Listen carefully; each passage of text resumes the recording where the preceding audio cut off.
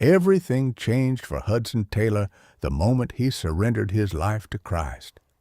That decision was not gradual or casual, it was decisive. From that point forward, he no longer saw his future as his own. There was only one question shaping his direction. What does God want me to do? And soon, that answer became impossible to ignore. News and writings began circulating about the spiritual condition of China. Millions living without access to the gospel. Many who had never even heard the name of Jesus. For Hudson, this was not just information. It felt like a burden placed directly on his heart. While many around him pursued security, career, and comfort, Hudson began to feel pulled toward something far more demanding, a life of mission, far from everything familiar. But the calling was not simple. It required preparation.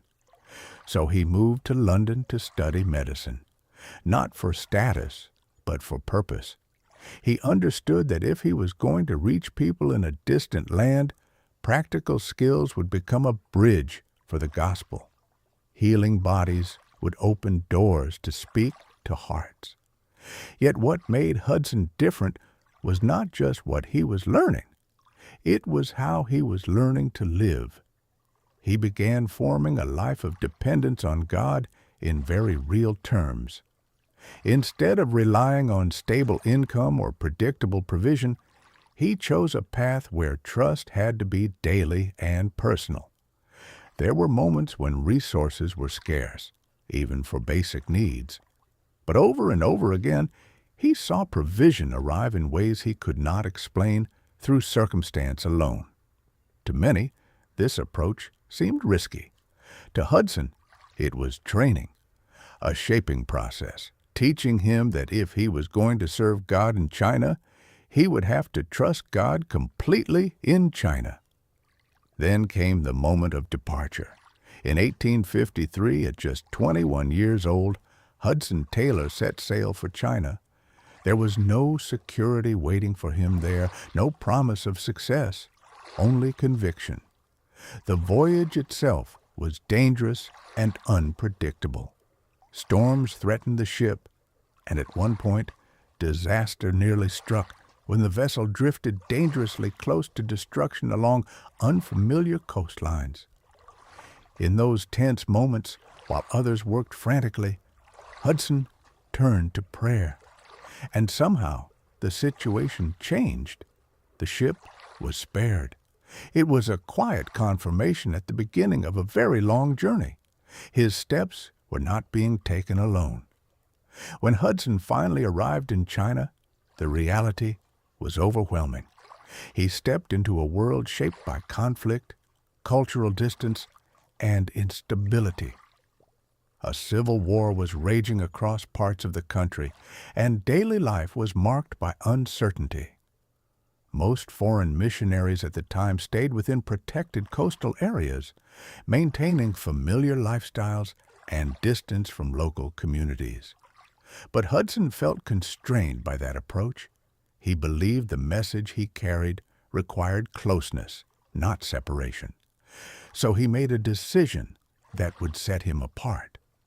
He chose to identify with the Chinese people as fully as possible, learning their language, adopting their customs, and eventually wearing their style of dress. It was a choice that shocked many of his fellow missionaries. Some saw it as unnecessary. Others saw it as wrong.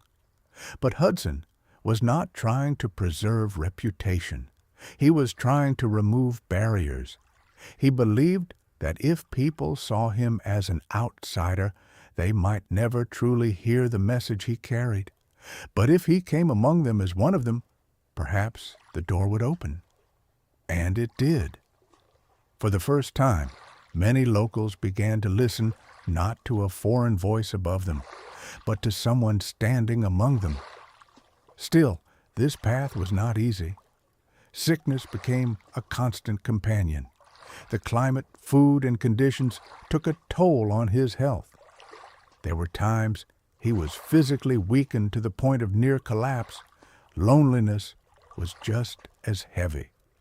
Far from home, often misunderstood even by other missionaries, Hudson carried much of his burden in silence. There were no easy comforts, no familiar support systems, only dependence on God. And yet, through every limitation, something remained unshaken: his conviction that he was where he was meant to be. As the work continued, Hudson came to a critical realization.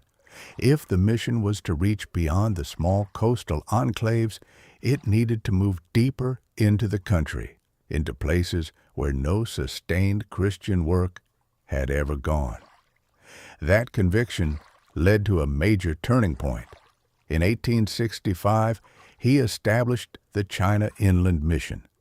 It was unlike most mission organizations of its time. There were no large fundraising systems or constant public appeals. Instead, it was built on a radical principle: if God called the work, God would provide for it. This belief shaped everything. Workers went into the interior of China relying not on human certainty, but on divine provision. And over time, something remarkable happened. Men and women joined the mission. Teams were formed. Cities and rural regions alike began to hear the gospel. Schools and medical work opened doors where language alone could not. Despite opposition, hardship, and loss, the mission continued to grow, not because of strategy alone, but because of conviction. Hudson Taylor's life had become proof of a single idea: that surrender can become a catalyst for something far greater than human strength. He never sought recognition. He never built his life around success as the world defines it. But the impact of his obedience reached far beyond what he could have imagined. Because, in the end, his story was not about one man's achievement. It was about what happens when a life is fully placed in the hands of God. And that is the legacy of Hudson Taylor.